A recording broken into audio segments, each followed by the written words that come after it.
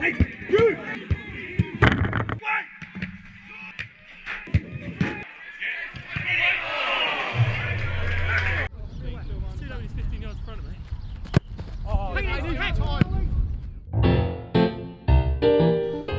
Christmas in Dorking, and for the briefest of times, fans are admitted back into Meadowbank Stadium for a second round tie of the Build Base FA Trophy. Dorking Wanderers are entertaining fellow National League South side Hungerford Town. Whoever wins the encounter will face Barnet in the third round, a side struggling in the division above, currently managed by former Blackburn Rovers legend Tim Flowers. For now, Dorking's focus is on Hungerford, a side that, alongside Dorking, are vying for promotion. And with fans allowed back in, albeit in a socially distanced manner, the home side are relying on their small army of volunteers to keep things organised. Who am I? I'm a volunteer, and my usual job at Dorking is to do the boardroom hospitality, but we've got no boardroom at the moment, so I'm doing the temperature checks of the players when they come in. It's great to have fans back. It brings its own challenges, but that's what it's all about. It's all about, you know, that community involvement. It's all about getting the community involved, and having the fans back is what we're about. You become part of the club very, very quickly, and you know that you are valued. Your support is valued. Your volunteering is valued, and you really do. It really is a family community club. I get fed and watered, which is important, which, you know, the club does look after its volunteers in that respect, you know. But yeah, it's the love of it. I just love being here. I just love being part of the club. My name's Natalie McManus. My son plays for Dorking, and I'm also a volunteer. I'm in charge of seeing people into the stand, making sure they get to the correct seats. Are you going to follow your son wherever he is? Yes, because he played up in Matlock, and we used to go up there when he was at university. We used to go up there. What's it like watching your son? Is it hard? No, I like it. I enjoy it, actually. It's good. Sometimes you think, oh, he's having a good game, he's having a poor game, but I really enjoy it. I think they encourage, be nice down here. They want the team to do well, and there's never been any trouble between the fans that I've seen. Sort of having gone around lots of clubs, I would say this is probably one of the best organised that I've been to. Before Bunch of Amateurs becomes a blatant propagandist mouthpiece for Dorking Wanderers, we're heading into the dressing room to track down manager and owner Marc White, who is fashionably late after being held up at his day job. No, just work, mate. Just took a work call, and running late, mate. So, but to be honest, mate, the planning that goes into this is meticulously planned.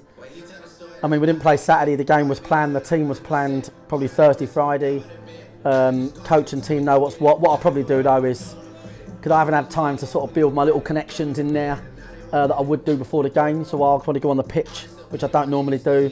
When they warm up, maybe for 10 minutes, just get amongst them a little bit, a few little individual chats, and then they'll be good to go. Do you get a little bit stressed in these situations? No, because I'll tell you why I don't, because football, and any manager will tell you this, has an uncanny habit of being at its best when you're in your biggest disarray. Like, I can remember games over the years where we've got a bare 11 and we come out on top. And or games when you're just absolutely threadbare for injuries, your best players are all missing, and you win 3-1 against top of the table. I mean, I went to Stockport last year, beaten 4-0, star striker missing, centre midfielder suspended. You see it the world over. So I always have that little laugh to myself that says the more disorganised the better, to a degree. But you never will be disorganised, obviously. You're trying to be, you're trying to be organised. On the flip side, you'll have 22 available to pick from, play bottom of the league, get beat. That's how football works, fine margins. Very quickly, your motivation in a competition like this, are you thinking this is good for money, this is good for prestige, this is good just to have a win in something? What is it? Money, crowds, prestige, yeah, really, in that order, really, I think. But last year we had such a great run, it put us on the map a little bit, really, across the nationally, made a lot of friends. And it does help you, because, you go to sign a new player, and they'll go, yeah, I've heard of Dorking Wanderers, and I saw those results, and so it does help you. Also, it's an opportunity for momentum. It's a little breather. They've completely forgotten they got beat a week Saturday ago. A week Saturday? Yeah. Bath. Yeah. They've forgotten that completely. And the gaffer's back tonight, so here we go. First game back since First game back, mate, since the ban. Not planning on any more suspensions this month, so we're going to try and keep it professional. Get the ball down and pop them. Don't fuck about. Get it down. Do not go direct. Get it down. Pop, pop, pop. The whole time. Play football. Play football. Don't get drawn into shit. All they can do is work hard. Just listen to their manager's interview. He knows that. He knows all they've got. He said, if we don't work 200%, we can't win a game in this league. He knows that. They're going to work their fucking bollocks off. Yes. Do you understand what we're doing here? So if the winger takes this away, Jimmy, or Nicky, see what we're doing and don't say yes unless you know. If the winger takes this away, this one away, this is us back three. Forget these, they're not involved. If you do that lopsided bit with the two, and then just put this fucker out here. Who's Slab hit that? Slabber hit it. Main bit's going to be the hustle in midfield. Go press the game. JP Macca, just go and do a job on the back three. This, the old boy at the back, he keeps his shape really well. He's getting by because teams are going direct. And he's almost playing like an old school sweeper. Just keeping himself out of trouble and then looking like fucking Maldini at the same time. What he don't want is fucking balls being moved quickly around him. Do not sit off. Midfield three, foot in, foot in, foot in. Simple as that. Ball in play as much as we can. Get the ball in play. Right, I've got nothing to say. Fuck all, boys. Come on, let's go.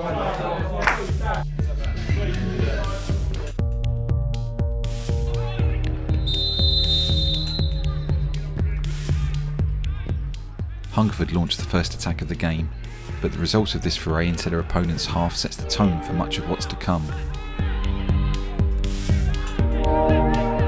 Wes Fogden runs at the opposition defence, playing a no-look pass to the wing, knowing Nicky Wheeler will arrive to deliver the ball to Jason Pryor.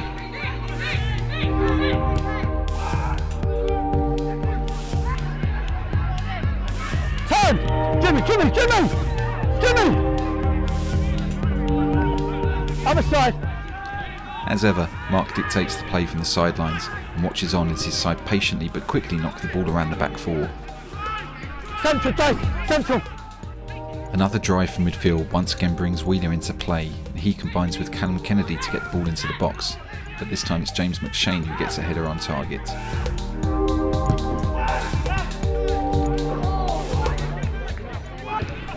In the opening quarter of an hour, Dorking dealing more crosses than a Sunday school at Easter, but even talisman Jason Pryor can't find the target and beat the keeper.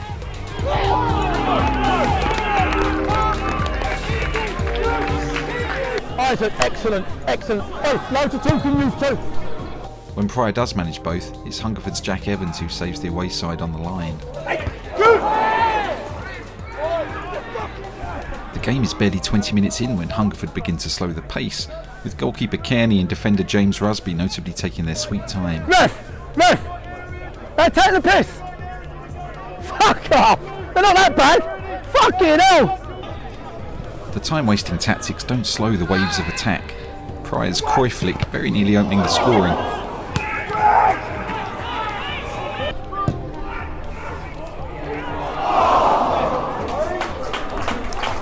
His header soon after scrapes the bar, and it's remained an unsolved mystery as to how Pryor's header connecting with a crossbar caused Kearney such discomfort. Fucking hell, ref!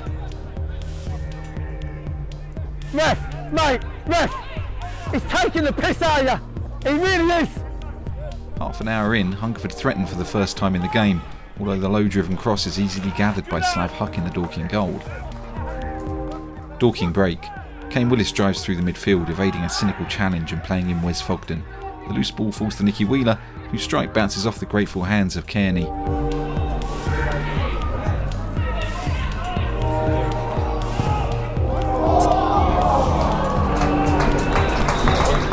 Despite the advantage working in their favour, the Wanderers players are furious at Louis Magore's cynical lunge.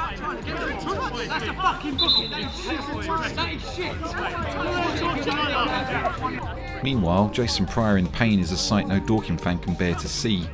Don't go direct, keep it in play, don't let him slow the fucking game down. Keep the ball in play! Fortunately, the striker is okay to play on. Forward! This side, Kane! Kane! This side! Isaac, get it! Just before half-time, Dorking increased the pressure again.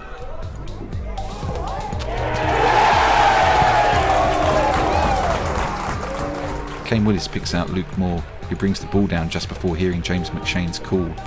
The young midfielder blasts high into the net, before missing from 2 yards out. Love it. Love that. Great off. Good work. Great decision making, Slav. Well done, mate. Great decision making, mate. Well done. Ed, same as well. Well done, mate. Well done. Well done. I think it's important that we do play on the front foot. Yeah, this is not a game where we've been unlucky. This is a game where we've absolutely battered them. Okay, so well done, excellent, great goal. The fucking goalie shin pads will be fucking fine now. Okay, so they'll speed up the game, which is fine. But we have to really respect the opposition here. We have to respect the opposition because he's in here now. His team talks fucking hard. His team talks really hard. So what we can expect is the following: we can expect them to try and press better. Might even change their shape. It's that one-sided. So let's just do everything we're doing, more of it. Don't get drawn into the discipline situ that they want to. They're that fucked. They're getting passed off the field that much that they're struggling to complain now. That's how one-sided it is. So it's there for us, boys, okay? And it's a great performance right now. It'd be fantastic to come in 2-3-0. That's a fucking battering, boys, right? But it means nothing at 1-0. It means shit. It means nothing at 1-0, right? They've got fucking muzzle galore down at their place. Just keep the ball. Don't let them have the ball. I'm not trying to fucking sound like fucking Mourinho here, right, okay? But just keep the fucking ball. They're not a team that can beat you if you've got the ball. They're not. It's as simple as that. They're letting you cross it. They're literally letting you cross it. Even their centre-half worked that out, right? You can roll underneath him and get shots off like he did. It's there for you. He's just waiting for you to cross it. He's not going to allow a fucking boot on you. Right, literally, look, roll inside when you can, shot off will be twos, that's it. Come on, boys, another half, eh? Come on. All we're looking at doing here is like for likes, keeping an eye on legs, anyone that's not played, stuff like that. Anyone jumping off the page that's not played. Kennedy, of course. Yeah, we need a second goal before he comes off because that height thing's a big issue and he's got height. So bear that in mind. Let's just calibrate what we're doing. If we could, we'd want to get Callum off. That's 100%. Good call. All right, fine. Just like for like. Good.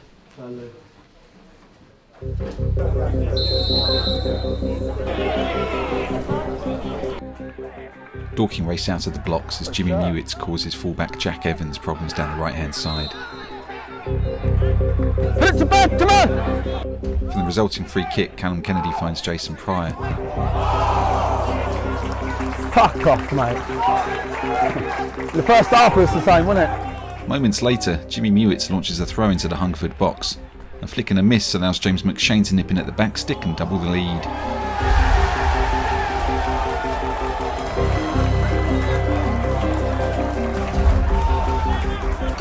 I'm going to take Mac off now, he's on 2. Yeah, he got the first, didn't he? No, I think Pryor needs to come off, to be fair. I think he's struggling. Pryor's holding his back, so 10 minutes. With their cup dream fading, Hungerford finally shows some teeth. Mike Jones has a low drive parried before Ryan Seeger's attempted lob is tipped over the bar.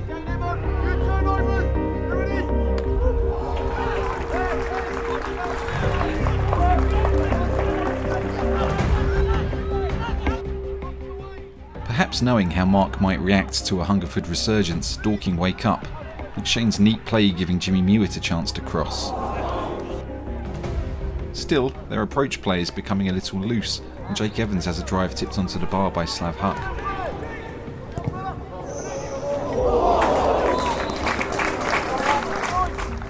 Two shit. What I said at half time, that's the problem. Like, 2 narrow balls, don't need to do it. They look good. Looks good, and they are there for the taking. They're wide open, but it's just a nick. Just a nick, just like that. Just a simple nick. With an hour played, winger Matt Briggs is on the pitch to offer James McShane a shot at a hat-trick, but last-ditch defending denies him.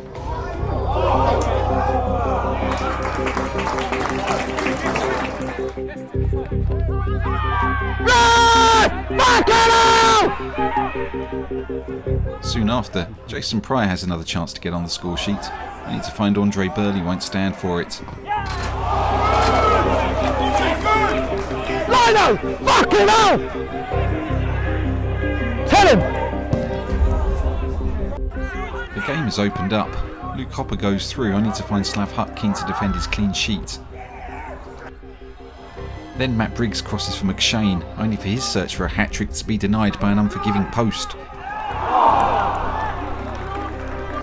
Hey, Morrow! Go and have a word with them! Tell them to stop fucking lumping it! A fucking parkside! What's he done, Tone? What's he done? With 3 minutes remaining, Slav Huck has apparently pulled a muscle. Keep it away from him! Keep it away! As the game slips into injury time, the determined Matt Briggs again steams down the right-hand side, but his cross shot is tipped away for one last Luke Kearney save. And Jason Pryor's final chance balloons out of the stadium.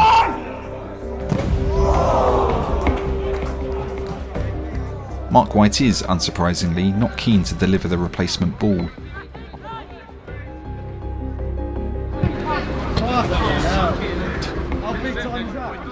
Only because you keep us slowed it down from 15 minutes in. That's the only reason I've done it. It's the only reason I've done it, mate. It's the only reason I've done it, mate. It's the only reason I've done it. Are you alright? Are you alright? Are you alright? Is he alright, mate, or what? Is there any support? A foul on Jason Pryor right at the death lights the touch paper that leads to more handbags than a Debenhams store.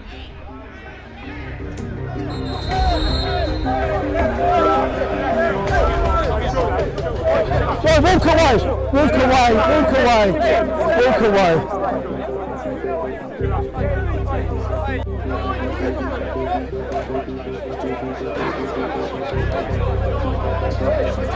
Walk away, walk away, walk away. Morrow, don't say any more. No point trying now, mate. No point trying now, mate. So get on with it. Tried in the league, didn't you? But Just get on with it. happened, didn't it? Just get on with it, boys. You're a good side. You just try too much. Just get on with it. You just cry too much. Just get on with it. You're a good. Listen, yeah, I totally agree. Totally agree. We're fucking loaded, and you ain't. Totally agree. 100%. 100. Mate, listen, mate. You're a good side. Get on with it. It's a bitter, if rather entertaining end to a match Dorking were never likely to lose. Cheers, boys. See you soon, mate. Top man, mate. See you later, boys. Cheers, mate. Cheers, lads. Cheers, mate. Boys, see you later. Thank you. Cheers. Oh, Jace. What's he? That bloke's challenge was so bad. He's called it as well before. That's what's done me. Right, Slav, how was that, mate? What you done? Was it when you kept swinging your fucking left club straight up the field? Yeah, thought so. That's what long balls do to you. Right, we're all in, yeah? Right, listen, we haven't won any World Cup, but there's lots of good stuff there. Settle down, get changed in a minute. Look, if we talk about everything we've done well, great high pressing, just tenacity, turning over the ball, 50-50s in midfield. These were the things we've done well first half, okay? We need to be clear here, right? Their keeper and a few cleared off the line, you know, prevent that from being a non-event, a 5-0 job. So we kind of kept them in the game, which, you know, as a practice match to a degree, is not a bad thing because it showed us that little area. If a team has a spell, we have to not start going long. Now, I don't know whether one of you is telling the other one, just get up. Don't. I know it's the easy option is to think, right, we're having a spell, get the ball away from here. It doesn't work. So someone's just got to say, now, put your foot on it. Put your foot on it, Slav. Right. Get your shape. Get your fucking forwards high. Get your wingers high. Get your midfield rotating. Stay with me because that's what you've got to do. You've got to be brave. You've got to be brave and get back on the ball. Because the minute we start clumping, right, it just, you know, these teams in this division will just come over the ball and it's like all of a sudden they're like, right, brilliant. They're clumping, okay? Listen, I'm really pleased with that. And, you know, that gives us a good game down this Saturday v Barnet, okay? New manager, Tim Flowers, so, you know, they'll be looking to impress him, but we'll probably be favourites. That's how I've got it in my book. So well done, boys. That's a good performance. Well done. In the next round, that was the key. Thank you and well done. We're going to get together, yeah? Well done. make sure we get the gear done, please. Don't leave this room untidy, please. Well, I mean, just always conscious of previous performances. Maidstone was 2 up. Was 2 up at Maidstone against Maidstone down here, and threw away a 2-goal advantage against a really good side in the league. And you know, I thought we started to blow because we put a lot into the game, and we should have been out of sight tonight. I mean, the Hungerford keepers had an exceptional game, and they must have cleared at least 3 off the line, let alone his saves. So you're up against Tim Flowers on Saturday, is that right? Yeah. What's that like to you, eh? Yeah, honestly, I think management's a leveller. It's a different skill set. It's like being good at snooker and playing pool. You know, it's like, you know, it's a different skill set, and you know, but obviously Tim's vastly experienced, done really well at Solihull, taken over a big club. I mean, you go to the Hive. We went up the last year. We had some transfer dealings with them, with one of our players, Jack Barham. Enjoyed that. They were a good club. And that's what we found. Like when we went to Edgeley Park, Stockport last year. It's just box ticking, really. It's just another. You know, the thing I love about it most is that they look at us and they worry about us. And that's the biggest compliment. You know, it's not about us playing them, it's about they're playing us. They read what the club's done. They look at normally the league table. I think we're up there now, top 3. You know, people have got a good reputation for playing really good football, and on our day we can take teams apart. And if I was a manager of the club tonight and we've gone 2-0, I'd be on a bit of a high. I'd probably struggle to get to sleep and that. You seem quite calm about this stuff. You take it one step at a time. Do you get a buzz out of this? Not tonight, because I thought we'd win. I was very confident. I kind of smell our good sequences and our bad ones. I sort of smell them in advance. I was confident. I thought Bath was good performance and poor result, and we took it on. We had a great session Thursday, took it on today. So I'm kind of like, I was expectant really to be playing Barnet Saturday, if I'm honest. And you know, we played Hungerford at a good time. They're not having a great time. Cheers, boys. Thanks. They're not having a great time. Yeah, I thought on our home patch, I just thought we'd be quite suited to them. So I wasn't fearful. So yeah, bottom line is, I was all the while thinking about Saturday. So it was just box ticking to get through the game, and pleasingly we done that, you know. Finally, I did want to ask you, there was that bit of trouble at the end, and I saw you get into a bit of a conversation, as it were, with the fullback, whoever that was. Do you find that stuff fun? It's kind of like, you know, it's where the clubs come from. I mean, there was no one recording them matches back in the day in the Crawley District League. I can tell you that now. And back in the day at West Dumble, so it was a lot naughtier than that. It's part of the passion. You know, realistically, you want your team, you want everyone around, you want the supporters, everybody to feel the passion. You don't want it to boil over. It was silly at the end, and their guy made a stupid challenge and upset Jason, but that's what you need, really. That's what you need. I mean, on a circumstantial basis, I actually went in to try and see the officials, because you know, them things happen when officials get lazy, and the officials should have sent off their fullback, and it was that side. And he made a really late challenge on Mewett, already on a yellow, and he actually said he was going to pull it back. He was going to book him, send him off, and he basically said that the ball was in play too long to do it, right? And that's not how the rules work. It's not the rules. He got it wrong. I wanted to go and tell him, because at 2-0, and I go home remembering things like this. I think at 2-0 up, you know, if they get a goal at 2-1, and he's left somebody on the pitch that shouldn't be there, that ref's actually influenced that game badly. So I thought he actually had a really good game, and then I thought he'd done the whole kind of ref the scoreline thing. But the point is, I don't make it all about referees every game, because there's definitely you know, he's had a good game in the main. He made a mistake, that's all. But you know, I think the situation at the end could have been dealt with better. You know, that's the bottom line. But no, it's good to see a bit of passion. Passion. And then we're out. Luke Moore, central midfielder, and that's about it really. Box to box. Okay, what do you do when you're not at Dorking? Electrician. Electrician. So okay. yeah. Right. So on a day like today, do you spend all day thinking about the football in the evening?